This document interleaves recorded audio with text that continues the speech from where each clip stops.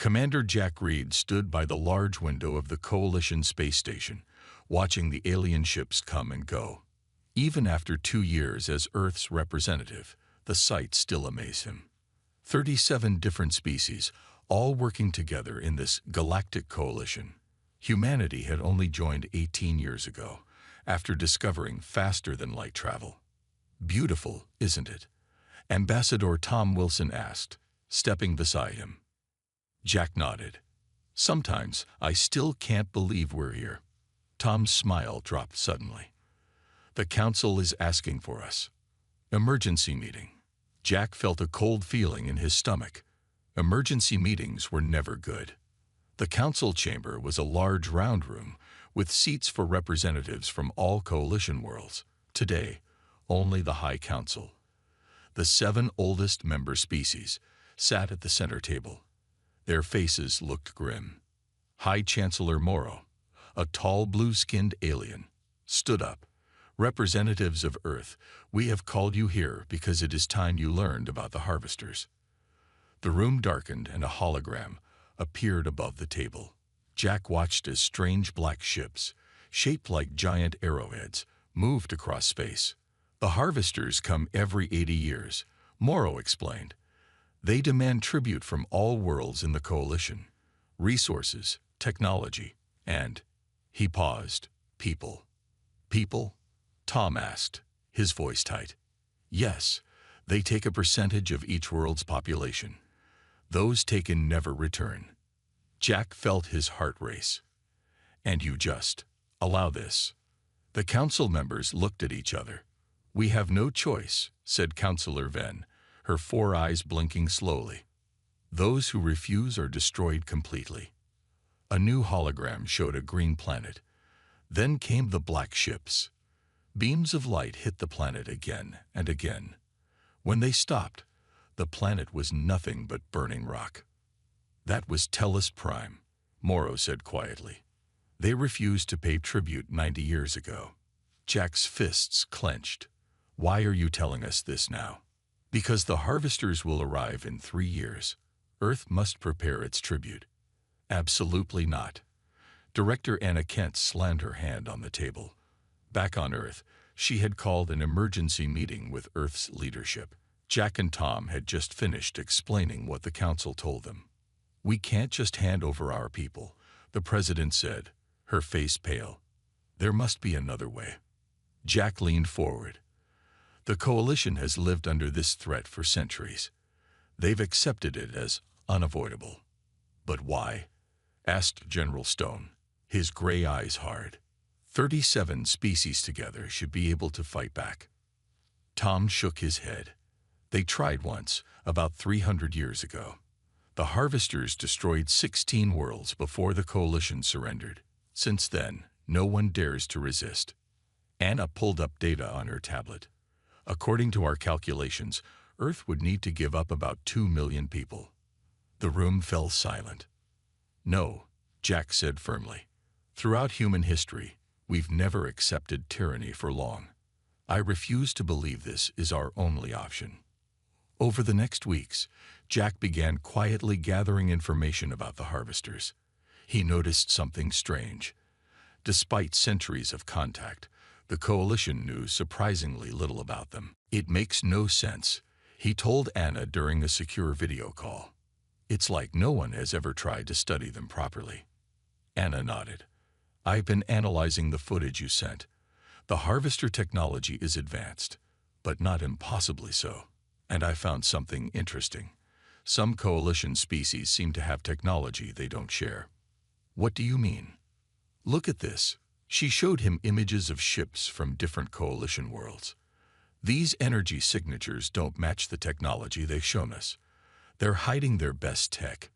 Jack frowned. From each other, or from the harvesters. Both, probably. Everyone's looking out for themselves. Jack knew he needed allies. He started with Kor, a reptilian alien whose world had suffered heavily under the harvesters. My people have paid the tribute for 12 cycles, Kor said, his scaled face sad. Each time, we lose our brightest minds, our strongest workers. We stay weak, while the harvesters stay strong. That's their plan, Jack realized. They keep us all afraid and divided. Cor looked around nervously. Some of us have wondered if there might be a way to fight. But it would take many worlds working together, sharing all their knowledge. The council would never approve. Jack leaned closer. What if we didn't ask for their approval? 2 months later, Jack stood before Earth's Defense Council. On the screens behind him were images of the harvesters and their ships. They want us afraid, he said. Fear keeps us obedient. Fear keeps us from working together. But humans have never handled fear the way other species do. He pulled up new images, secret designs for weapons that combined Earth technology with hidden advances from 5 other coalition worlds. We've found allies, species who are tired of living under the shadow of the harvesters. Together, we've started developing new technologies, new strategies. The Coalition Council will never support this, Tom warned. We're not telling them, Jack replied. Not yet. Earth has something the other worlds lack. We've never known peace. Our entire history is filled with war. We've become experts at fighting against stronger enemies and winning. Anna stepped forward. We've analyzed their attack patterns, their ship designs. We've found weaknesses, and we've started developing weapons they've never encountered before. General Stone looked at the plans. This is still a huge risk. We could end up like Tellus Prime. Jack nodded. Yes, but if we surrender, we lose our people anyway. And we'll live under their shadow forever. He straightened his shoulders. Throughout our history, humans have never accepted tyranny for long. We won't start now. The president stood up. What exactly are you proposing, Commander Reed? Jack's eyes were determined. I'm proposing that instead of preparing tribute, we prepare for war. Not just us, a secret alliance of worlds ready to fight back. And if we fail, someone asked, then we fail fighting, not kneeling. Jack looked around the room. The galaxy has lived in fear long enough. It's time someone decided enough was enough. The room was silent for a long moment. Then General Stone stood up. I'm in, he said simply. One by one, the others stood as well. Earth had made its choice. The days of the harvesters were numbered. They just didn't know it yet. This is insane, General Marcus Stone said as he studied the underground facility. 1 month had passed since Earth decided to fight back against the harvesters. We built all this in just 4 weeks. Jack nodded. When humans put their minds to something, we work fast. The facility stretched for miles beneath the surface of Mars. Hidden from prying eyes, it housed research labs, training grounds, and shipyards. Workers moved quickly, building ships with technology from 6 different worlds. The Coalition would shut us down if they knew, Jack added. Let them try, Stone replied, his eyes hard. Better to die fighting than live as cattle for slaughter. Dr. Ellen Wright peered through her microscope at the strange black substance. It had taken months of secret negotiations to get this sample, a piece of a harvester ship destroyed centuries ago. Anything useful? Anna asked, entering the lab. Ellen looked up, her eyes bright with excitement. This isn't just metal. It's partly biological. The harvesters bond living tissue with machine parts. Is that important? Very. Living things have weaknesses. They get sick. They can be poisoned. Ellen smiled. And I think I found something that might work as a poison. Ambassador Tom Wilson faced the angry Coalition Council members. Somehow, they had learned about Earth's secret preparations. This is unacceptable, High Chancellor Morrow said. Your actions will bring the harvester's wrath upon us all. We are simply developing our defenses, Tom replied calmly. Every world has that right. Defenses? You are building more ships. Councillor Venn shouted. You are training soldiers. And why shouldn't we? Tom's voice grew stronger. For too long, this galaxy has accepted slavery as the price of survival. Earth does not accept this. Morrow leaned forward. We will inform the harvesters of your plans if you do not stop immediately. Tom felt a cold anger fill him. You would betray fellow coalition members to save yourselves. To save billions of lives. Yes. Morrow looked genuinely sad. This is how the galaxy survives, Ambassador. We bend so we do not break. Tom stood tall. Humans see it differently. We would rather break than bend to tyrants. Jack met with representatives from their secret alliance on a small moon in neutral space. 6 species had joined Earth so far. Kor's people, the reptilian Drac, the insect-like Vis, the crystalline Lumi, the amphibious Merat, and the gaseous Volti. Our timeline has been compromised, Jack told them. The Council knows we're preparing and threatens to expose us to the Harvesters. Kor's scales paled. Then we must accelerate our plans. Can we be ready in time? Asked the Vis representative, her antennae twitching nervously. Jack displayed the latest intelligence. The Harvesters follow patterns. They always take the same route through coalition space. That gives us a chance to set traps. The Lumi representative sparkled as he spoke. My world has developed stealth technology. We can hide small bases near their path. The Merat can provide underwater assembly yards, their ambassador bubbled. The Harvesters never search ocean worlds thoroughly. Jack nodded. Earth will provide tactical expertise and weapons designs. Together, we'll be stronger than any of us alone. What about the Council's threat? Kor asked. We need to show other worlds that resistance is possible, Jack replied. If enough join us, the Council won't dare betray us. On Earth, training facilities worked day and night. Humans taught their alien allies guerrilla tactics, asymmetric warfare, and strategies developed over thousands of years of human conflict. In one training room, Captain Lisa Foster watched as mixed teams of humans and aliens practiced urban combat.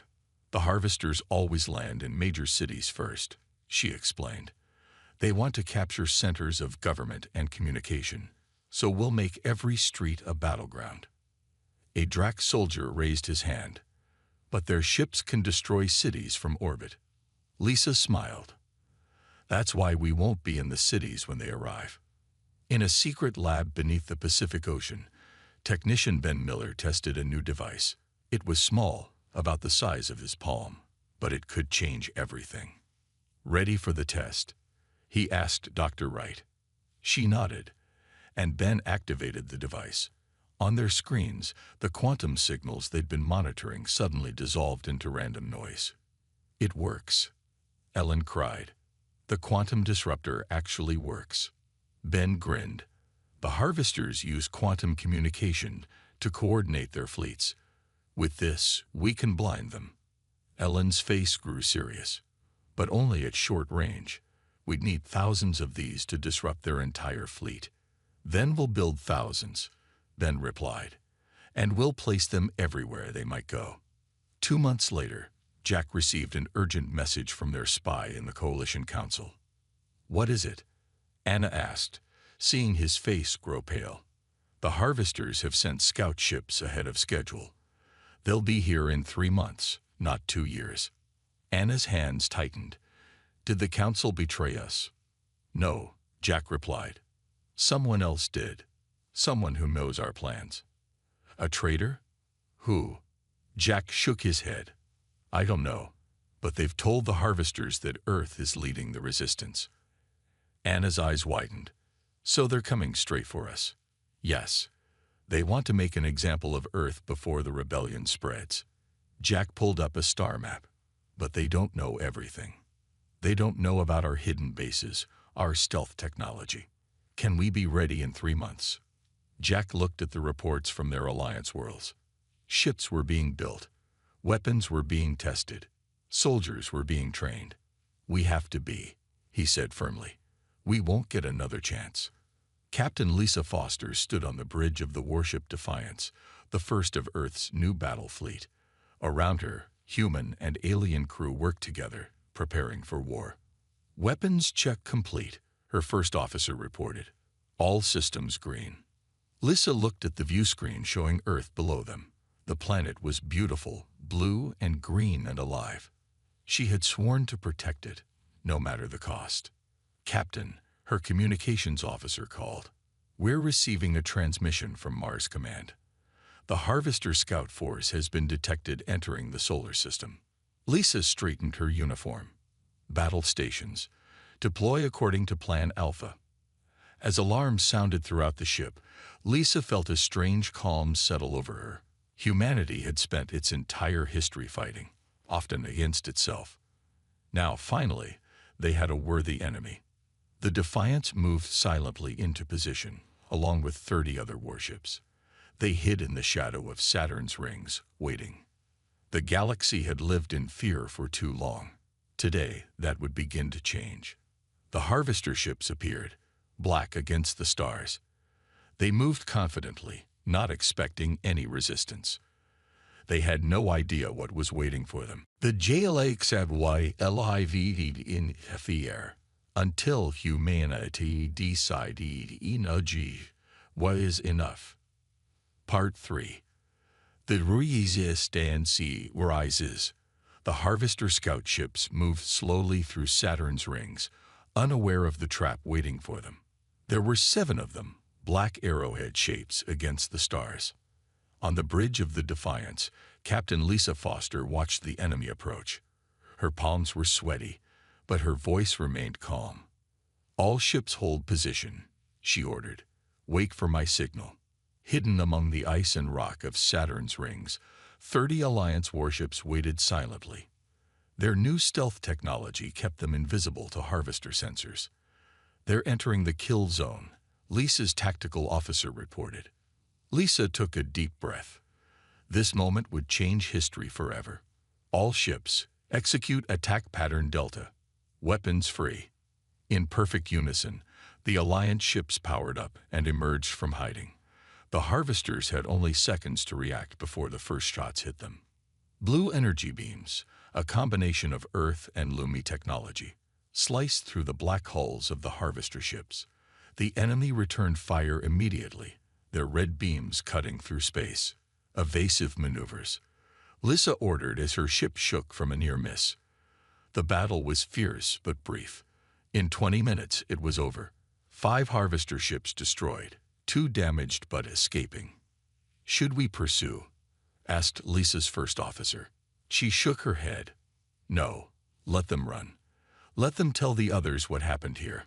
Lisa looked at the debris floating among Saturn's rings. "Send the message to Earth. Operation First Strike successful." In the underground command center on Mars, Jack Reed received the news with mixed feelings. Their first victory was important, but those 2 escaping ships meant the main Harvester fleet would now be fully warned. "They'll change their approach," General Stone said grimly. Jack nodded. "Yes, but this still gives us an advantage. We've shown the Harvesters can be hurt. That's something no one has done in centuries." Anna pulled up the battle data on the main screen. "Look at these readings. The Harvester ship's outer layer absorbed much of our energy weapons, but Dr. Wright's biological weapon worked perfectly. It ate through their hulls like acid." Jack turned to the communications officer. "Send word to all Alliance worlds. Begin Phase 2 immediately."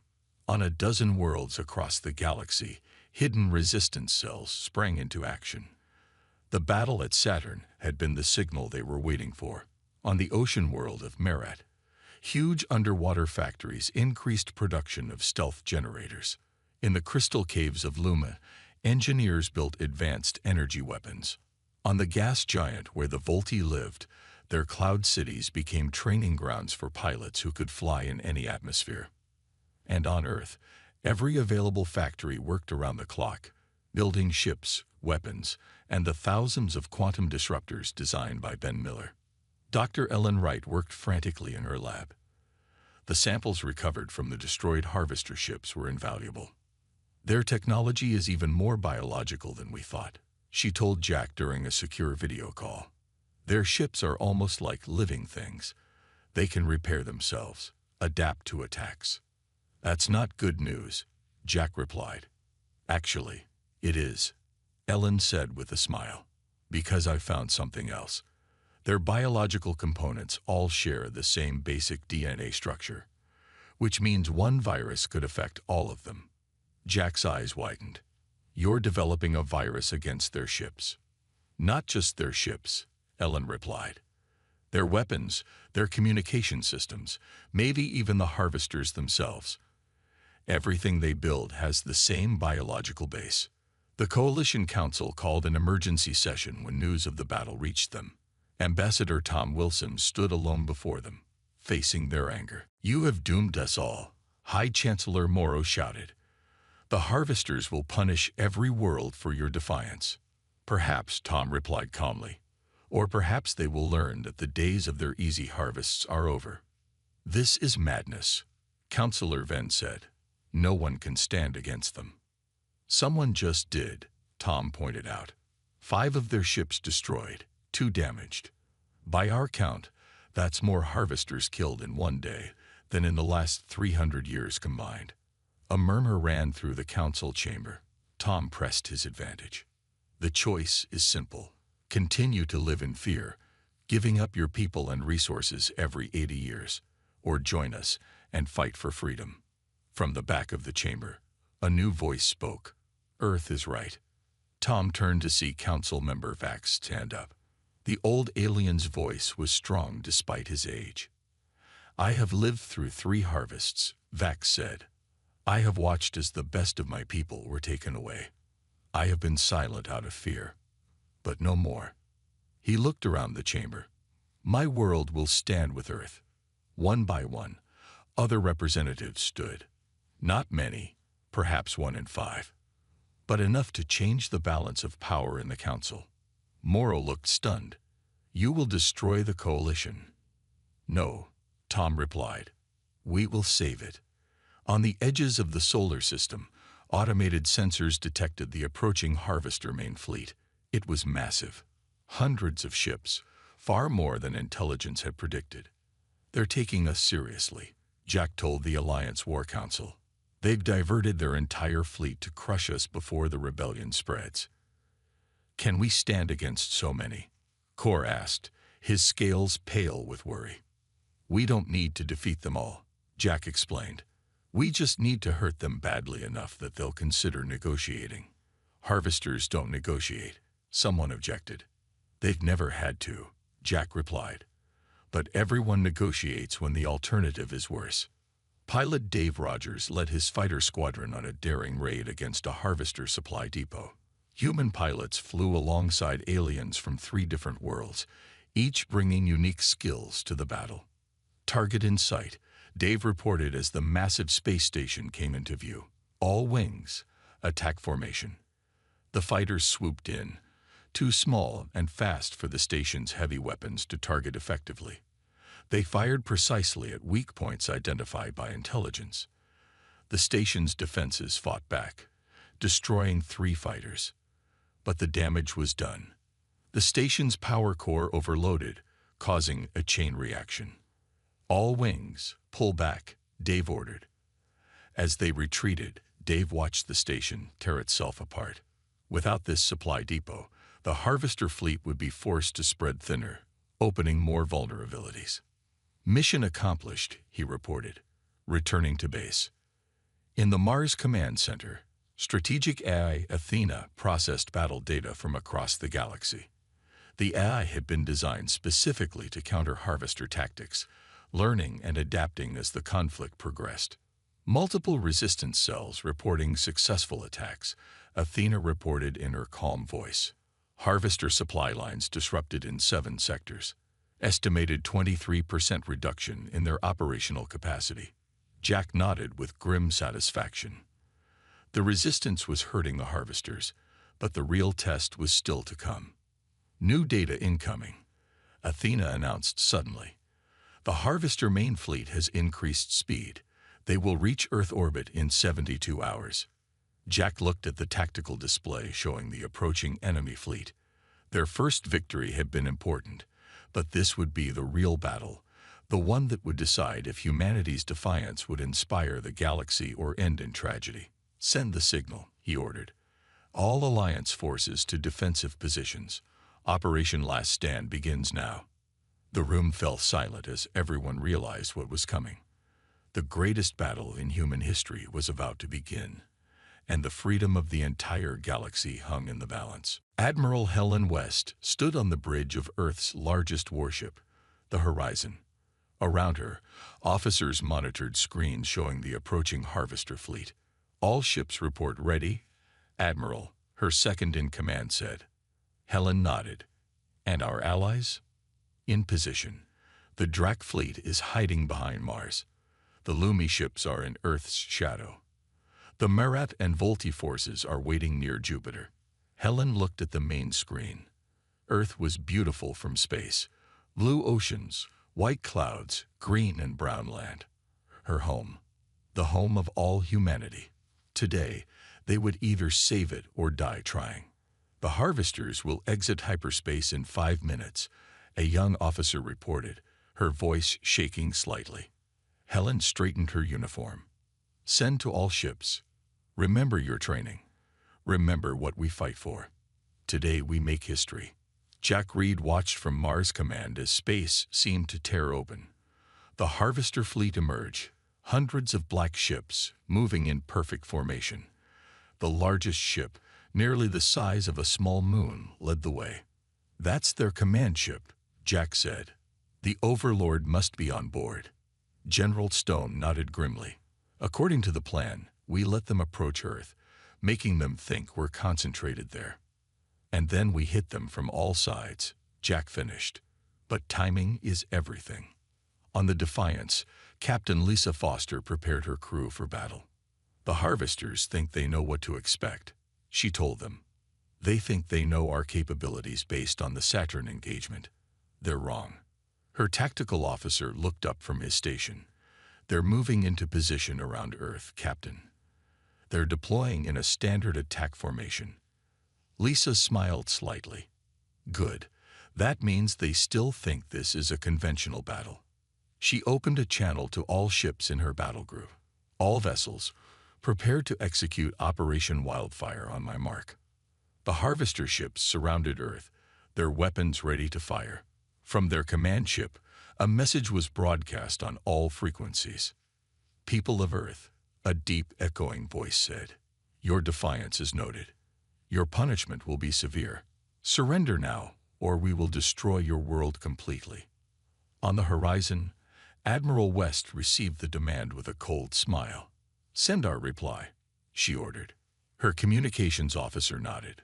"Transmitting now, Admiral." The message was simple. "We do not negotiate with slavers." The battle began with a flash of light as the Harvesters fired on Earth's orbital defenses. Space stations and satellites exploded under the assault. "They're testing our defenses," Jack observed from Mars Command, "waiting for us to show our full strength." "Then let's not disappoint them," General Stone replied. He opened a channel to all Alliance forces. "Operation Wildfire is go." "Repeat, Wildfire is go." Across the solar system, hidden Alliance ships powered up and moved toward the battle.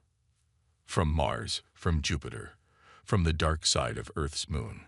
They converged on the Harvester fleet from multiple directions. The Harvesters reacted quickly, adjusting their formation to deal with threats from all sides. But they had never faced an opponent who used such tactics before. On the Defiance, Lisa ordered her ship straight toward the Harvester command vessel. "Deploy quantum disruptors," she commanded. Small devices launched from her ship, floating toward the enemy. When they activated, the Harvesters' communications began to break down. Ship-to-ship signals became garbled. Commands from the Overlord couldn't reach the fleet. In Earth orbit, Admiral West led the main human fleet against the largest concentration of Harvester ships. "Fire all weapons," she ordered. Energy beams and missiles streaked across space. The Harvesters returned fire, their red beams slicing through several human ships. "We've lost the Valiant and the Guardian," an officer reported. Helen's face remained calm. "Continue the attack. Push them toward Sector 7. The human ships pressed forward, taking heavy damage but forcing the Harvester vessels to retreat in the direction Helen wanted them to go. Dave Rogers led his fighter squadron through the chaos of battle. Human fighters flew alongside alien craft, targeting weak points on the larger Harvester ships. "Squadron, follow me," Dave called over the radio. "We're going for their engines." His fighters dove toward a massive harvester battleship, dodging defensive fire. They released special missiles, each carrying Dr. Wright's biological weapon. "Direct hit," Dave shouted as the missiles struck the enemy ship's engines. Within minutes, the biological agent began to eat through the living components of the harvester technology. The battleship's engines failed, leaving it drifting in space. "One down," Dave told his pilots. Many more to go. On Mars, the strategic AI Athena analyzed the battle in real time. "Harvester fleet effectiveness reduced by 32%, she reported. "Quantum disruption successful. Biological weapons showing 87% effectiveness." Jack nodded. "What about our losses?" "Alliance forces have lost 41 ships. Harvester forces have lost 73. "Not enough," General Stone said grimly. "We need to hit them harder." Jack studied the tactical display.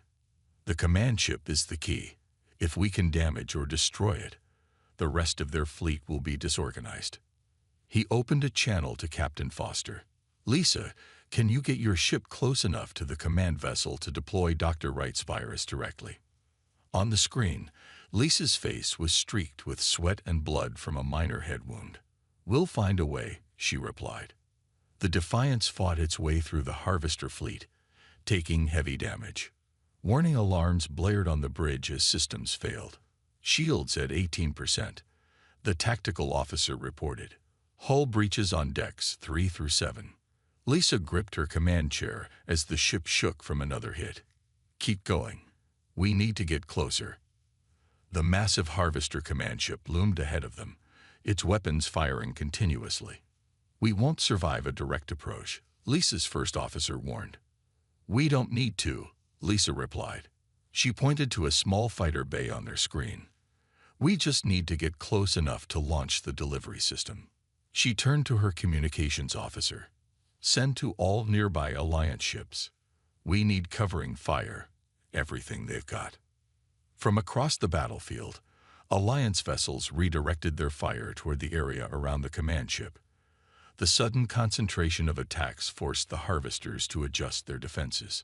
The Defiance slipped through the gap, racing toward the command ship. "Launch the delivery system," Lisa ordered when they were in range.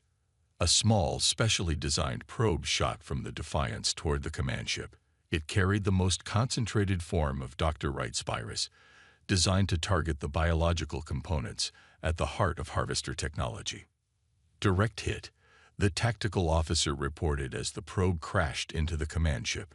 For a moment, nothing happened. Then, slowly, the lights on the massive vessel began to flicker and die. On Mars, Jack and the others watched in amazement as the harvester command ship went dark. "It's working," Jack whispered. Throughout the solar system, the battle paused as everyone, human, alien, and harvester, witnessed the unprecedented sight of the mighty command ship drifting powerless in space. Then, a transmission came through on all frequencies. The voice was different from before, higher, almost frightened. "What have you done?" the harvester overlord demanded. "How have you done this?" Jack took a deep breath and opened a channel to respond. "We've shown you that the galaxy no longer lives in fear. The days of your harvests are over." There was a long pause. Then, "The main harvester fleet is still coming. They will destroy you all for this." Jack's blood went cold. "What do you mean, main fleet? This isn't your full force." The Overlord's laugh was chilling. "This is merely our advance force. The main fleet is 3 times larger. They will reach Earth in 72 hours. Nothing will survive." Silence filled the Mars Command Center after the Harvester Overlord's words. The main fleet was coming. 3 times larger. They had 72 hours. Jack Reed looked around at the tired faces of his team. They had fought bravely, but how could they face an even larger enemy force? "Options," General Stone asked finally. Anna pulled up the battle data. "Our fleet is damaged. We've lost almost a third of our ships. The biological weapon worked, but we've used most of our supply." "And the rest of the Alliance?" Jack asked. "The Drac lost half their fleet. The others are in similar shape." Anna's voice was grim. "We can't win a direct battle against a force 3 times stronger than what we just faced." Jack closed his eyes for a moment. Then an idea came to him. Something crazy. Something human. "Contact Ambassador Wilson," he said suddenly. "I need to speak to the captured Overlord. And get me Dr. Wright. I think it's time for Plan Omega." Captain Lisa Foster sat in the medical bay of the Defiance as a doctor bandaged her arm. Her ship had taken heavy damage in the battle, but the crew had survived. "Captain," her first officer called from the doorway. "Command is requesting our assistance. They need us for a special mission." Lisa stood up, ignoring the pain. "What kind of mission?" "They're calling it Operation Damocles. Top secret. Commander Reed wants to brief you personally." Lisa nodded. Whatever Jack needed, she would do it. They had won a battle today, but the war was far from over. On Earth, Dr. Ellen Wright worked frantically in her lab. When Jack had contacted her about Plan Omega, she had immediately understood. It was risky. It was possibly insane, but it might be their only chance. "How many can we make in 48 hours?" Jack had asked. "With every lab on Earth working together." "Maybe 5,000, she had answered. "Make it happen," he had told her. "Everything depends on it." Now, as she programmed the new biological weapon, she prayed it would be enough. The captured Harvester Overlord was a strange sight. Without its protective suit, it looked almost frail. A pale, thin creature with large black eyes. "You wanted to see me, human?" it asked as Jack entered the holding cell. Jack nodded. "I want to offer you a choice." The Overlord made a sound like laughter. "You have no choices to offer. The main fleet comes. You will all die." "Maybe," Jack agreed. "Or maybe your entire species will die instead." The Overlord's large eyes blinked rapidly. "Impossible. You cannot reach our homeworlds." Jack smiled coldly and activated a holographic display. It showed thousands of small objects scattered throughout space. "Do you know what these are?" he asked. "Stealth probes. We've been sending them out for months. They're now positioned near every known Harvester world and base." The Overlord stared at the display. "You lie. Each probe contains an advanced version of the biological weapon that disabled your ship. One command from us, and your entire civilization will face the same fate. Your ships will fail. Your technology will collapse." For the first time, the Overlord looked uncertain. "Why are you telling me this?" "Because I'm offering a choice. The main fleet turns around and never returns, or we activate the probes and your species faces extinction. The harvesting ends today, one way or another." Around Earth, the battered Alliance fleet prepared for the arrival of the main Harvester force. Ships were repaired as quickly as possible. Weapons were reloaded. Injured crew members were treated. In orbit, Admiral West supervised the deployment of thousands of new quantum disruptors. They would need every advantage possible in the coming battle. "Admiral," a communications officer called. "We're receiving a transmission from Mars Command. Commander Reed wants all senior officers for an emergency briefing." Helen nodded. Whatever Jack had planned, she hoped it would be enough to save them all. Jack stood before the combined military leadership of Earth and their alien allies. The room was tense with anticipation. "In 24 hours, the main Harvester fleet will arrive," he began. "We cannot defeat them in direct combat." Murmurs of concern filled the room. Jack raised his hand for silence. "But we don't need to defeat them. I've spoken with the captured Overlord. I've explained our Plan Omega." He activated a display showing the stealth probes positioned near Harvester worlds. These probes contain Dr. Wright's most advanced biological weapon. If activated, they will disable all Harvester technology. Their civilization will collapse. "You're bluffing," one of the alien commanders said. "We don't have that kind of reach." Jack smiled. "The Harvesters don't know that. And we've been launching probes in every direction for months now. Some of them really are near harvester worlds. Mutually assured destruction, General Stone said with grim approval. A very human concept. The Overlord has sent our terms to the main fleet, Jack continued. They have a choice: retreat permanently or face extinction. And if they call our bluff? Admiral West asked. Then we fight to the last ship, Jack replied. But I don't think they will. The harvesters have survived for centuries by avoiding real risks. They prey on the weak. They've never faced an enemy willing to destroy them completely. The next day, tension filled every ship and base as they waited for the main harvester fleet. On the Defiance, Captain Lisa Foster watched her crew prepare for battle one last time. 10 minutes until the harvesters arrive, her tactical officer reported. Lisa nodded. All weapons ready, biological delivery systems primed. The minutes passed slowly. Then, at the expected time, space folded as the harvester fleet arrived. It was massive, easily 3 times larger than the force they had faced before. Hundreds upon hundreds of black ships filled the view screen. They're taking up attack positions, the tactical officer said, his voice tight with fear. Lisa gripped her command chair. This was it.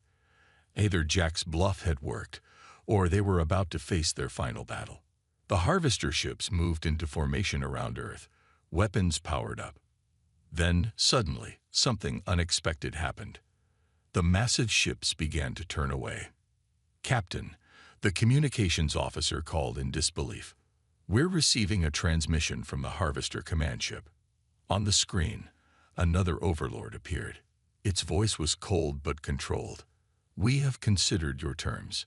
The harvest of Earth and its allies will cease. We will withdraw from this sector of space permanently. A cheer erupted on the bridge of the Defiance. Lisa silenced it with a raised hand. Why should we believe you? She asked the Overlord. Because we are pragmatic, it replied.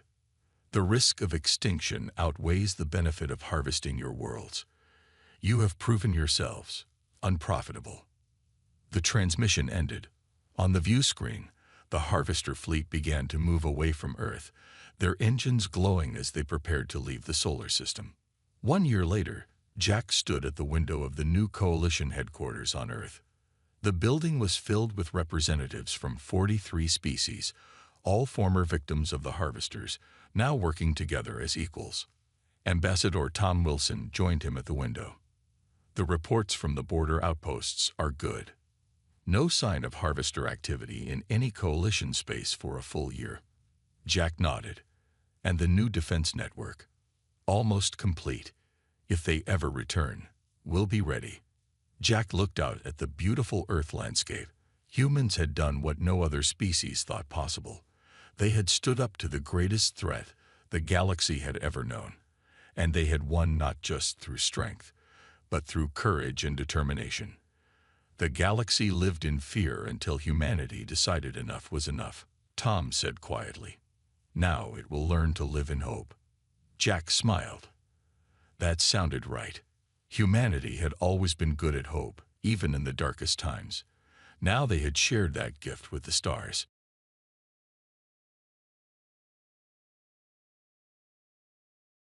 The Grand Hall of the Galactic Council glittered with the light of 1,000 stars.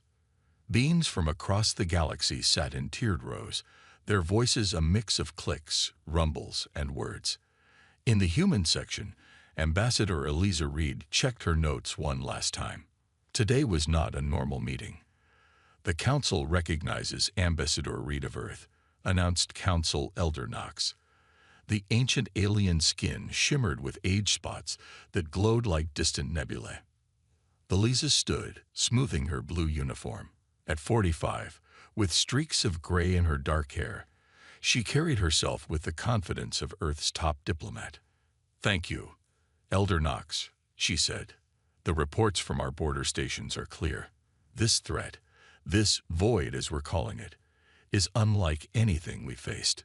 It's not just destroying worlds, it's erasing them from existence. Murmurs spread through the chamber. On the main display, Images showed entire star systems going dark, not exploding, not dying, simply vanishing, as if they never existed. Earth proposes a unified defense strategy, Eliza continued. Our scientists have been working with data from the outer colonies. We believe a coordinated fleet response cold.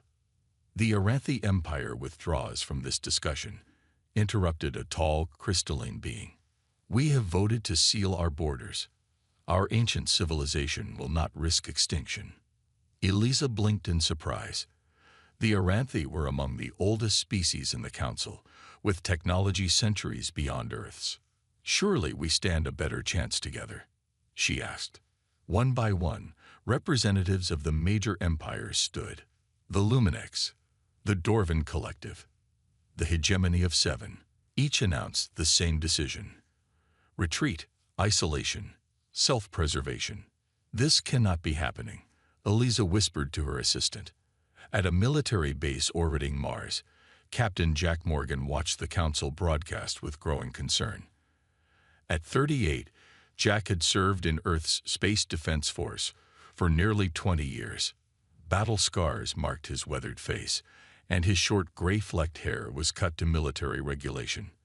"They're running away," he said to Admiral Wilson, who stood beside him. The Admiral, a tall woman with dark skin and sharp eyes, nodded grimly. "Looks that way." On the screen, Eliza Reed was fighting a losing battle. The Void doesn't care about our borders. If we don't stand together, it will pick us off one by one. Elder Knox raised a long, thin hand for silence. The Council has voted. Each empire may choose its own path. This meeting is. Earth has not voted. Eliza's voice rang through the chamber. Jack leaned forward, watching intently. Earth stands with any who wish to fight, Eliza declared. We will not abandon the younger species who have no defenses of their own. We will not hide behind walls while others are erased from existence. The chamber erupted in chaos. Elder Knox struck his staff against the floor, demanding order. "So be it," the ancient alien said when quiet returned. "Let the record show that Earth stands alone in this foolish endeavor." As the broadcast ended, Admiral Wilson turned to Jack. "Well, Captain Morgan, it looks like we have work to do." "Orders, Admiral. Prepare your team. We need to assess our defensive capabilities without Council support." Jack nodded. "And the border colonies, the refugee situation." "We hold our positions," Wilson said firmly. "Earth's doors remain open." 3 days later, Jack's ship, the EDS Defender, approached Border Station Epsilon. Through the viewport, he could already see the problem. "My God," Lieutenant Maria Torres whispered beside him. "There are hundreds of them." Ships of all sizes and designs clustered around the station. Some were barely more than shuttles, packed with refugees. Others were merchant vessels never designed for the number of passengers they now carried. "Station Epsilon, this is Captain Morgan requesting docking clearance." "Captain, we're at 300% capacity," came the strained reply. "These people have nowhere to go." The Aranthi turned them away at gunpoint. Jack's jaw tightened. "We're coming in." Admiral Wilson's orders. No one gets turned away. On the station, chaos reigned. Species Jack had never seen before huddled in corridors. Children of various forms cried in strange tongues. Medical staff worked tirelessly to help the injured. "Captain," Station Commander Miller pushed through the crowd. "Thank God you're here. We need supplies, medical equipment, transport ships, everything." "What happened?" Jack asked, helping a fallen alien child to its feet. "The Void hit the tourist sector. These people barely escaped. And now," Miller lowered his voice, "the empires are shooting at refugee ships that approach their borders." Jack's face hardened. "Get me a secure line to Earth Command." In her office at Galactic Council headquarters, Eliza Reed watched recorded footage of the refugee crisis. Her eyes were red from lack of sleep. A knock at her door made her look up. Elder Vera, one of the few council members still speaking to her, entered quietly. "You should know," the elderly alien said, that several of the younger species are impressed by Earth's stand. Eliza laughed bitterly. Fat lot of good that does without the resources of the major empires. Perhaps, but not all agree with the Council's decision. Vera placed a data crystal on Eliza's desk. Some of us believe this hiding strategy is doomed to fail. What's this? Access codes to military depots, the Luminex abandoned in their retreat. They left in such a hurry, they didn't destroy everything. Eliza's eyes widened. This could help us defend the refugee corridors. Her communicator buzzed. Admiral Wilson's face appeared on screen. Ambassador, we have a situation. Captain Morgan reports the Void has accelerated its advance. It will reach the Proxima system in 10 days. Proxima. Eliza paled. Fats. Yes, the first step toward Earth. That evening, Earth's leadership gathered in an emergency session. Admiral Wilson displayed the latest intelligence, a creeping darkness spreading across star charts. With the Council empires sealed away, we're the only major power left standing, Wilson explained. We have over 50 billion refugees in our space, with more coming every hour. Can we evacuate Proxima Colony? Asked the President. Jack Morgan, attending via hologram from the Defender, shook his head. Not enough time or ships. Madam President, we need to make a stand there. With what? Someone demanded. Our fleet is spread thin, just managing the refugee crisis. Eliza stepped forward, holding up Vera's data crystal. We may have just found some help. She outlined the abandoned military depots and the technology they might contain. It's a long shot. Admiral Wilson said carefully, but it's the best we got. There's something else, Jack added. The refugees aren't just civilians. We've identified military personnel, scientists, engineers. These people can help us fight. The President looked around the room, studying each face before speaking. 40 years ago, humanity joined the Galactic Council as the newcomers, the young species with big dreams and bigger questions. She stood straighter. Today, those who should lead have chosen to hide. So be it. If Earth must stand alone, then stand we will. Admiral Wilson nodded firmly. We'll need to reorganize our forces. Captain Morgan, your team will head to those depot coordinates. Yes, Admiral. Ambassador Reed, reach out to those younger species Elder Vera mentioned. We'll need every ally we can get. Eliza nodded, determination replacing the exhaustion in her eyes. As the meeting ended, Jack gazed out at the stars from his ship. Somewhere out there, darkness was spreading. Not just destruction, but complete erasure. And for reasons he couldn't fully explain, humanity had chosen to fight when ancient empires had fled. Captain. Lieutenant Torres approached. The crew is asking questions. They've heard rumors. Jack turned to her. Tell them the truth. Every empire closed their doors, but humans chose to fight for them. And we'll keep those doors open as long as we can. Across human space, preparations began. A battle was coming that would test not just their weapons, but their resolve. And as the Void crept closer, one question remained. Could humanity's open doors hold against the coming storm? The abandoned Luminex outpost hung in space like a forgotten toy, once gleaming with the advanced technology of one of the galaxy's oldest civilizations. It now drifted dark and silent. Captain Jack Morgan guided his ship, the Defender, into the main docking bay. Scan complete, Captain, reported Lieutenant Torres. Life support systems are minimal, but the station's core is intact. Jack nodded. Let's see what they left behind. His team moved through the shadowy corridors, their flashlights cutting through darkness that had likely not been disturbed in weeks. The Luminex had retreated quickly, leaving much of their equipment behind. Captain, you need to see this. Call the voice over the comm. Jack followed the directions to a massive hangar. When the doors slid open, he couldn't help but whistle. Before him stood rows of Luminex battle mechs, tall, powerful machines that could operate in space or on a planet's surface. There must be at least 50 of them, Torres said, her eyes wide. And weapons storage in the next section, added another team member. Enough to arm a small fleet. Jack activated his comm. Admiral Wilson, you're going to want to hear this. Back on Earth, Dr. Alan West hunched over his workstation. At 36, with untidy brown hair and perpetually tired eyes, he looked older than his years. As Earth's leading xenobiologist, he hadn't slept properly since the first Void encounter.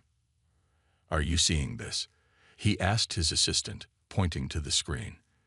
These readings from the Void Scout ship that attacked Outpost 7. What am I looking at, Doctor? It's not just destroying. It's consuming. Ellen ran a hand through his hair. Information patterns, evolutionary data, consciousness itself. It's like it's feeding on the essence of what makes species unique. A knock at the lab door interrupted them. Ambassador Reed entered, looking as tired as Alan felt. Dr. West, please tell me you have good news. Alan gestured at his findings. Not good news, exactly, but important. He explained his theory about the Void's true nature. It's not mindless destruction. There's purpose here. Eliza frowned. What kind of purpose? I think it's harvesting evolutionary data. Different species represent different solutions to survival. The Void is collecting these solutions like a cosmic library is collecting books. But destroying the originals in the process, Eliza noted grimly. Elan nodded. Exactly. And there's something else. He pulled up another display. These energy readings suggest the Void entities have a communication network. They're coordinated, which means they might have a central control system that could be disrupted, Eliza said, understanding dawning in her eyes. It's just a theory, Alan cautioned. But yes, find the right frequency, and we might be able to hurt them. On the frontier colony of New Hope, Governor Lucas watched the growing crowd of refugees with a mix of concern and pride. His small world, home to barely 3 million humans, now hosted nearly 1 million aliens of various species. Another convoy arriving, sir, his assistant reported. Mixed group, mostly families from the Orient sector. Lucas nodded. Set up the new shelters in the Eastern District, and double the food production order. Sir, we're already at maximum capacity for our resources. Then find more, Lucas said firmly. Earth made a promise. We keep our doors open. A commotion near the spaceport drew his attention.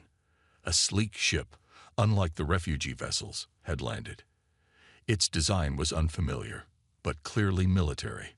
A delegation emerged, tall, 4-armed beings with metallic skin that reflected the sunlight. Governor Lucas. Their leader asked in surprisingly good English, I am Commander Rax of the Telosian Defense Force.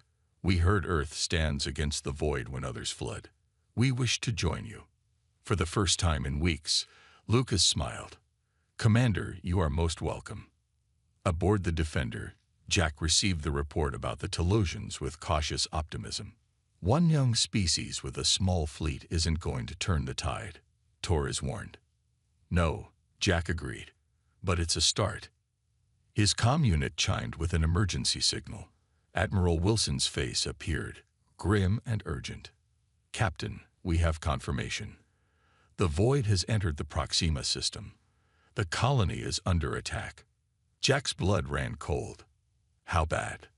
Bad, but the governor managed to get a distress signal out with data you need to see. We're sending coordinates for an emergency rendezvous. Get those Luminex weapons online and meet us there. What about the colony? Wilson's expression darkened. We've lost contact. Hours later, the Defender approached the designated coordinates. What Jack saw made his heart sink. The refugee ships, packed with civilians, formed a chaotic cluster around the few Earth military vessels available. This is our defense fleet, Torres whispered. It's all we've got, Jack replied as they docked with the command ship. Admiral Wilson met them in the war room, where holograms showed the devastation at Proxima. Where a thriving colony of 8 million had stood, there was now just emptiness. Not destruction, but complete erasure. Dr. West believes he's identified a weakness, Wilson explained, bringing up the scientist's findings. But we need time to develop a weapon that can exploit it. Time is something we don't have, Jack pointed out. The Void will reach the Tau Ceti colonies next, then Alpha Centauri, then Earth. Wilson finished. I know. A communication officer burst into the room. Admiral, we're receiving a transmission from, well, we're not sure. It's coming from inside Luminex space. The main screen activated. The face that appeared belonged to a younger Luminex, his crystalline features set in what seemed to be determination. This is Sub-Commander Trell of the Luminex 7th Fleet. I am broadcasting on an encrypted channel. Our leaders have forbidden contact, but many of us disagree with their decision. Jack and Wilson exchanged surprised glances. Why are you contacting us? Wilson asked carefully. Because we've been monitoring your efforts. Because many of us believe hiding will only delay the inevitable. Trell paused. And because we have information about the Void that our leaders have kept secret. What kind of information? Jack demanded. This isn't the first time the Void has appeared in our galaxy. There are ancient records, suppressed by the Council. The Void came before, millions of years ago. Some of the elder species know this, but they've hidden the truth. The revelation hung in the air like a physical presence. Why would they hide this? Wilson asked. Because last time, the only effective defense came at a terrible cost. A sacrifice the elder species are unwilling to make again. Trell's image flickered. I cannot maintain this connection much longer, but there are those among us who will help you. Watch for our signal. The transmission ended. Can we trust this? Torres asked. Jack turned to Wilson. Whether we can or not, we need to follow it up. If the Council species have information about fighting the Void. An alarm blared through the ship. Multiple contacts detected. Called an officer. Void entities approaching from 3 vectors. Wilson straightened. Battle stations. All ships formed defensive positions around the refugee vessels. As crew rushed to their posts, Jack caught the Admiral's arm. We're outnumbered and outgunned. This could be a slaughter. Wilson met his gaze steadily. Then we'll make it a glorious one, Captain. Because every minute we buy is another minute for those refugee ships to get further from the Void. Another minute for Dr. West to find a weakness. Jack nodded and turned to his team. Let's get those Luminex weapons online. Today we show the galaxy what happens when you corner humans. Outside, the darkness of space seemed to ripple as the Void entities approached. Not ships in any conventional sense, but patches of absolute nothingness that consumed the stars behind them. Humanity's first true stand against the Void was about to begin, while elsewhere in the galaxy, sealed empires watched from behind their borders, wondering if the young, reckless species from Earth had doomed themselves, or if they might actually succeed where ancient civilizations feared to try. The battle lasted 16 hours. 16 hours of desperate fighting against an enemy that seemed impossible to harm. Human ships fired weapons that passed through Void entities without effect. The Telosian vessels, with their more advanced technology, managed to push back the darkness briefly, but even they couldn't hold for long. Then Captain Jack Morgan gave the order. Deploy the Luminex weapons. From the Defender's cargo bay, the stolen battle mechs launched into space. Each stood 30 feet tall, piloted by a human who had received only the most basic training on the alien technology.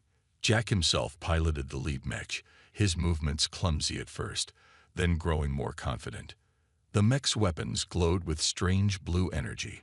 When they fired at the Void entities, something remarkable happened. The darkness flinched. It's working. Torres shouted over the comm. The Luminex weapons are hurting them. For the first time, the Void retreated. Not far, and not for long, but enough to give the human fleet precious time to regroup. Back on the command ship, Admiral Wilson studied the battle data with Dr. West, who had arrived just before the fighting began. The Luminex weapons operate on a frequency that disrupts the Void's energy pattern. Alan explained, his eyes fixed on the readings. It's not enough to destroy them, but it's a start. Can we reproduce this technology? Wilson asked. Alan shook his head. Not quickly. The Luminex are thousands of years ahead of us technologically, but he pulled up another display. If we can capture more of their abandoned equipment, I might be able to modify our existing weapons. Wilson nodded grimly. Then that's our priority. We need tow.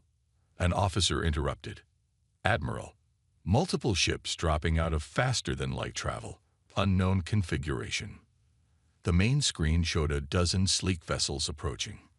Their design was unfamiliar, neither human nor Telosian. More void? Wilson asked tensely. No, the officer replied. They're broadcasting on all frequencies, audio only.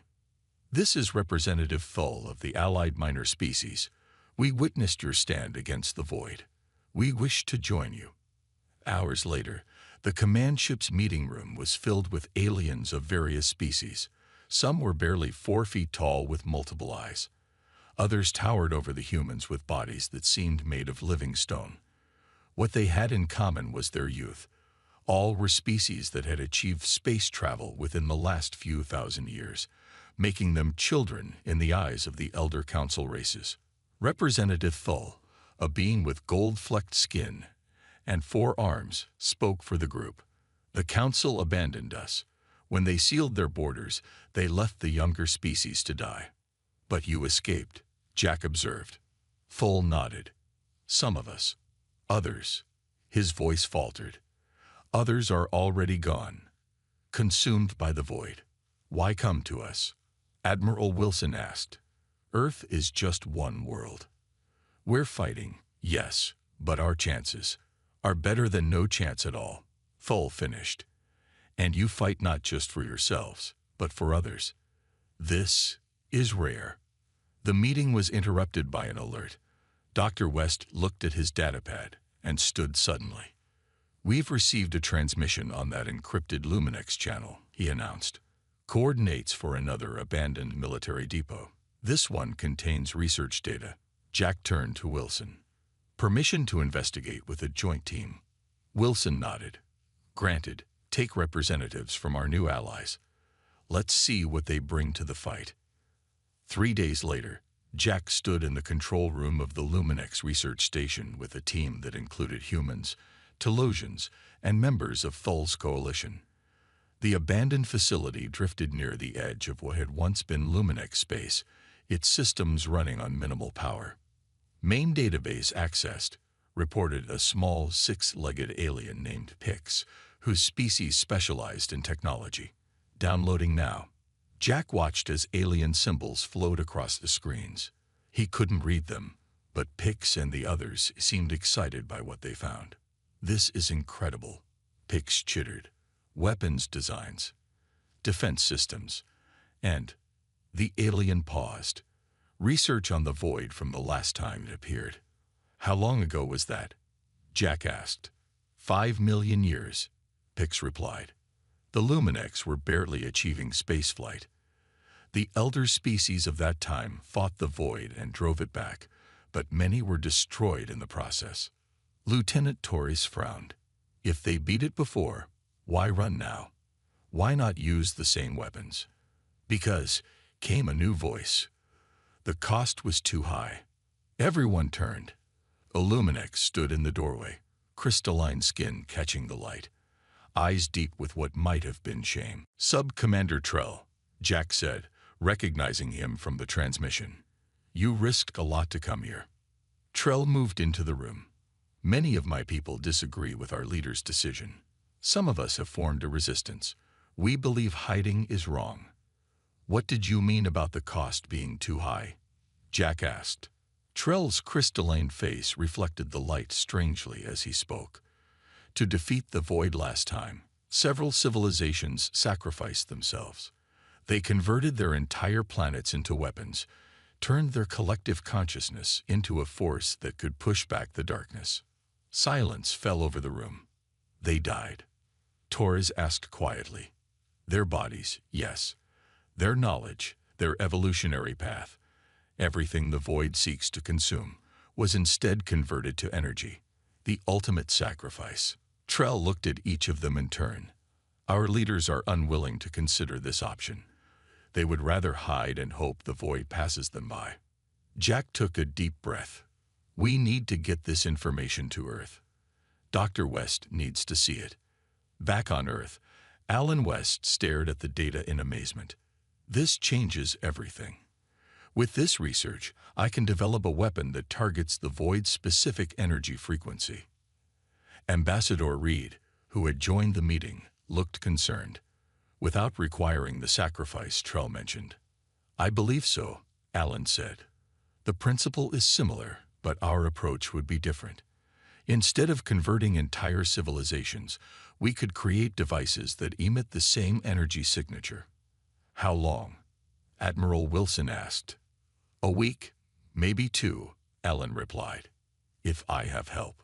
Representative Thull stepped forward.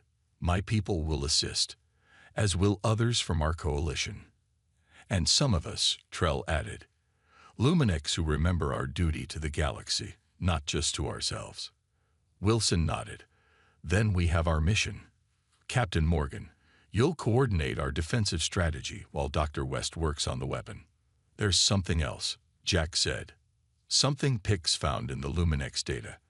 The void isn't just consuming information. It's searching for something specific. A particular evolutionary path. What path? Reed asked. Jack looked around the room at the diverse beings gathered there. Humans and aliens united against a common threat. Cooperation, he said simply. The ability of different species to work together despite their differences. That's what threatens it. That's what the void cannot comprehend or predict. Thull's golden skin seemed to glow brighter. Then we are its worst nightmare. A coalition of the willing, standing together when the ancient powers have fled. As the meeting broke up, Jack found himself standing with Reed near a viewport. Earth hung beautiful and blue in the distance. Do you think we can win this? Reed asked quietly. Jack watched as human engineers worked alongside aliens of a dozen species, preparing defenses and sharing knowledge. I don't know, he admitted. But look at what's happening. Species that would never have met are now fighting side by side. If the void wants to stop cooperation, it's already failed. Reed smiled slightly. Every empire closed their doors, but humans chose to fight for them, Jack finished. And now, they're choosing to fight with us. Across the galaxy, the void continued its advance. But for the first time since it entered this realm, it faced something unexpected. Not fear and retreat, but unity and defiance. The battle for survival had only just begun. The small fleet moved silently through space, their engines dampened to avoid detection. Captain Jack Morgan, now promoted to admiral for his leadership in the growing conflict, stood on the bridge of the Defender and watched the massive energy barrier that marked the border of Luminex space. Status report, he ordered. Lieutenant Torres, now his second in command, checked her readings. Luminex border patrols are on the far side of the sector. We have a clear approach to the entry point Trell provided. Jack nodded. And our special passengers. Ambassador Reed is ready, along with Representative Thull and Dr. West. This mission was perhaps the most dangerous yet. Based on Trell's information, they knew that citizens within the Elder Empires were being kept in the dark about the true nature of the void. The plan was simple but risky. Penetrate Luminex space, broadcast the truth to their people, and hopefully gain more allies for the fight. Begin approach, Jack ordered. Activate the Luminex transponders. Thanks to Trell and other Luminex defectors, they had loaded Luminex identification codes into their systems. It might be enough to fool the automated border defenses, at least temporarily. The Defender shuddered as it passed through the energy barrier. For a moment, Jack held his breath, waiting for alarms or weapons fire. Nothing happened. We're through, Torres reported with relief in her voice, heading toward the coordinates for the Luminex Central Communications Hub. In the ship's conference room, Ambassador Reed briefed the team one last time. At 50, she looked even older now, The stress of the past months etched into her face, but her eyes burned with determination. "Remember, we're not here to start a war with the Luminex," she said. "We need their help. The evidence we've gathered proves their leaders lied about the Void. Once their people know this, they may pressure their government to join our coalition." Trell, who would be risking execution by returning to his homeworld, nodded gravely. "My contacts in the Resistance are ready. When we broadcast, they will amplify the signal to reach as many systems as possible." Dr. West spoke up. "I've prepared a data package that includes all our research on the Void, including the historical records their own leaders have hidden. It can't be dismissed as human propaganda when it includes their own classified files." The journey to the communications hub took 3 tense days. They passed Luminex patrol ships twice, but their stolen identification codes held. As they approached the massive structure, a space station that served as the central relay for all Luminex communications, Jack couldn't help but feel they were flying into a trap. "Multiple ships detected," Torres warned. "Military class. They're moving to intercept." "We've been made," Jack said grimly. "How long until we're in broadcast range?" 2 minutes. Then we hold them off for 2 minutes. All hands. Battle stations. The Defender's shields flared as the first Luminex shots hit them. Unlike the Void, these were enemies they understood. Ships with weapons and shields, pilots who could be outmaneuvered. "Return fire, defensive pattern only," Jack ordered. "Target their weapons systems, not their engines. We're not here to kill anyone." On the communications deck, Reed, West, and Trell worked frantically to prepare their broadcast. Trell's hands flew over the controls, bypassing security measures he knew from his military service. "We're in," he shouted as the ship rocked from another hit. "Broadcasting now." Across Luminex space, regular transmissions suddenly cut out. Instead, citizens saw the face of Sub-Commander Trell, a known traitor according to their government, alongside a human woman and a strange alien with golden skin. "People of the Luminex Empire," Trell began, "I am speaking to you from outside our borders. What I am about to show you has been hidden by our leaders." The broadcast continued, showing evidence of the Void's advance, the destruction of entire systems, and most damning of all, the historical records proving the Luminex leadership knew how to fight the Void, but chose to hide instead. "The humans have kept their doors open," Trell continued. "They fight not just for themselves, but for all who seek shelter. While our empire hides, younger species face extinction. I ask you, is this the legacy we wish to leave? Are we the Luminex who conquered the stars, or the Luminex who hid while others died?" On the Defender, they watched as the Luminex attack suddenly faltered. The enemy ship's weapons powered down. "What's happening?" Jack asked. Torres checked her sensors in disbelief. "The Luminex ships, they're standing down. And look, the broadcast is being picked up and retransmitted through their entire network. It's spreading everywhere." Within hours, reports came in of protests across Luminex worlds. Citizens demanded action. Military units declared support for the open door policy, and government officials scrambled to contain the spreading rebellion. 3 days later, Jack and Reed stood in what had once been the private chambers of the Luminex High Council. The crystalline beings who had once voted to seal their borders now faced a delegation from Earth and the coalition of younger species. "The people have spoken," said the Luminex Chancellor, his voice brittle with suppressed anger. "Our military will join your coalition." "And your borders?" Reed pressed. "Will they remain closed to refugees?" The Chancellor looked like he might refuse, but a younger Luminex councillor stepped forward. "The borders of the Luminex Empire are now open to all who flee the Void," she announced. "We will provide shelter, resources, and our military technology." As they left the council chambers, Jack turned to Reed. "1 empire down, 2 to go." Reed smiled tiredly. "The Luminex are the most advanced. With their technology and full support, the others may follow more easily." She was right. Within weeks, news of the Luminex revolution spread to the other elder empires. The Dorvan collective was next to face internal pressure as their own citizens learned the truth. Then the hegemony of seven. One by one, the sealed borders opened. Ancient, powerful civilizations that had chosen isolation now joined the fight alongside humans and the younger species. On the command deck of what had become Earth's flagship, Admiral Wilson received the reports with cautious optimism. "This changes everything," she told Jack and Reed during their briefing. "With the Luminix fleet, the Dorvan weapons platforms, and the hegemony shield technology, we might actually stand a chance." "There's more," Dr. West added, entering the room with excitement clear on his face. "Thanks to the combined research from all these species, I've completed the prototype weapon. It targets the specific frequency the Void uses to communicate between its entities." "Will it work?" Jack asked. Ellen's smile faltered slightly. "In theory.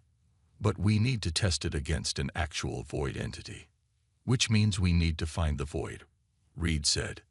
Wilson's expression darkened. "That won't be difficult.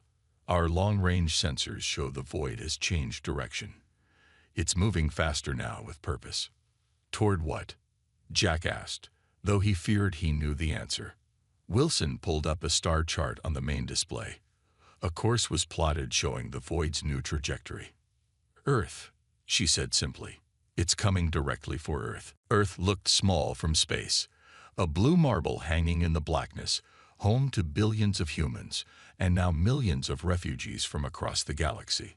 Admiral Jack Morgan stood on the bridge of the Defender, watching as the largest fleet ever assembled in the galaxy's history took formation around his homeworld. Luminix crystal ships glittered like stars. Massive Dorvan battlecruisers moved into defensive positions. Hegemony shield generators created overlapping protective barriers. And between them all, ships of every size and design from dozens of younger species took their places in the battle line. At the center of it all, human vessels, smaller and less advanced, but no less determined. "All ships report ready, Admiral," Lieutenant Torres said, her voice steadied despite what they faced. Jack nodded. "And the weapon?" "Dr. West has finished final calibrations. It's loaded aboard the carrier ships as planned." The weapon was their best hope, perhaps their only hope. Based on the ancient records and combined research from all Coalition species, it was designed to disrupt the Void's communication network. If it worked, the unified Void entity would fragment into smaller, more vulnerable pieces. If it worked. On Earth, Ambassador Reed addressed the emergency session of the newly formed Galactic Defense Council. Representatives from all species, elder and younger alike, had gathered to hear the final briefing before the Void arrived. "We've evacuated as many civilians as possible to the bunker systems," she reported. "The rest are being moved to shelters equipped with hegemony shield technology." Council Elder Knox, once the voice of retreat and isolation, now sat humbled among his peers. "The Void will arrive within 6 hours," he said quietly. "Our long-range sensors can no longer track its exact size. It appears to have grown. It's been consuming more worlds," Representative Thull explained, his golden skin dim with fatigue. "Absorbing more information, more evolutionary data." Dr. West stepped forward. His once rumpled appearance had given way to a sharp focus, which makes our plan even more critical. The more complex the Void becomes, the more it relies on its internal communication network to maintain cohesion. And the more vulnerable it becomes to our weapon, Reed finished. In orbit, Jack received the final battle plan. The fleet would engage the Void in waves, drawing its attention while specialized carrier ships moved into position to deploy Dr. West's weapon. "This is Admiral Morgan to all ships," he broadcast. "The people you protect today come from 100 worlds, speak 1,000 languages, and live 1,000,000 different lives. But today, we are one galaxy, one people with one purpose." He paused, looking at the faces of his crew, humans who had chosen to stand and fight when they could have hidden away. "Every empire closed their doors," he continued, "but humans chose to fight for them. And now, Those doors are open again. Today we fight not just for humanity, but for all life in this galaxy. The response came from every ship in a dozen languages, all saying the same thing. We stand together. The void arrived not as ships or weapons, but as a wall of absolute darkness that swallowed the stars. It moved with purpose toward Earth, spreading out to engulf the fleet that dared to oppose it. All ships engage according to plan. Jack ordered. First wave, advance. The battle began. Luminix crystal ships fired weapons that tore holes in the darkness. Temporary wounds that quickly closed again. Dorvan battlecruisers launched specialized missiles developed from Dr. West's research, creating disruptions in the void structure. For hours, the fleet fought a seemingly impossible battle. Ships were lost, swallowed by the darkness never to return. But the void's advance slowed as it faced resistance, unlike any it had encountered before. Carrier ships report ready position, Torres announced. Jack took a deep breath. Deploy the weapon. From specialized vessels scattered throughout the fleet, hundreds of small devices launched toward the void. Each contained technology from multiple species. Luminix crystals to focus energy, Dorvan guidance systems, hegemony power cores, and at their heart, the frequency modulators Dr. West had designed. Weapons away, Torres confirmed. Impact in 30 seconds. On Earth, Reed and the Council watched the battle from the command center. The screen showed the darkness continuing to advance despite everything thrown against it. It's not working, Elder Knox said, defeat in his voice. Dr. West checked his readings. Wait. The devices are penetrating the void's outer layer. They're reaching the coordination nodes. On the Defender, Jack watched as the first devices detonated inside the void.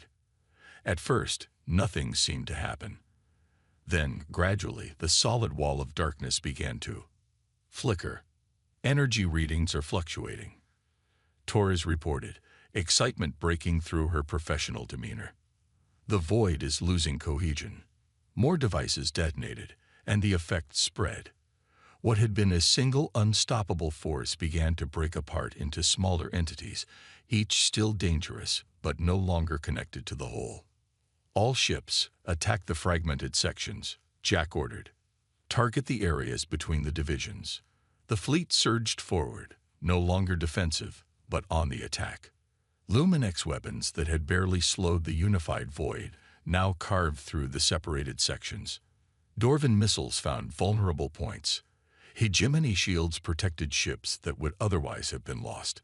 And human vessels, nimble and determined, darted between larger allies, striking at weak points and drawing fire away from damaged ships. For the first time since it entered the galaxy, the void retreated. Hours later, the last fragments were being hunted down by specialized task forces. Jack stood in the Earth Command Center with Reed, Dr. West, and representatives from all coalition species. We've won, Reed said quietly, as if afraid to believe it. Jack shook his head. We've survived. Winning means making sure this never happens again. Elder Knox stepped forward, his ancient features showing something humans had never seen before, humility. The elder species failed the galaxy, he admitted. We chose safety over responsibility. We forgot what the younger races, what humans, reminded us. That true civilization means protecting all, not just ourselves. 2 weeks later, the reformed Galactic Council convened in a new chamber built on Earth. Jack, promoted to Earth's military representative, watched as Ambassador Reed took the central podium. Today we ratify the Terra Protocol, she announced. A binding agreement that no species may close its borders to those in need. That knowledge must be shared, not hoarded, and that we stand together against any threat, no matter how great. One by one, representatives of every species, from the oldest empires to the youngest civilizations, voted. The result was unanimous. As the council session ended, Jack found himself standing with Dr. West near a viewport overlooking Earth. What do you think will happen now? Alan asked. Jack watched the ships of 100 species moving peacefully in orbit. former enemies now allies. I think we just changed the galaxy, he replied. Not because humans are stronger or smarter, but because we refused to close our doors when it would have been easier to hide. Across the stars, worlds that had been abandoned began to come alive again as refugees returned home. Elder empires sent aid and technology to younger species, and everywhere the story spread of how humans, newcomers to the galactic stage, had taught the oldest civilizations what they have forgotten: that survival depends not on walls, but on bridges. Every empire had closed their doors, but humans had chosen to fight for them. And because of that choice, those doors would never close again.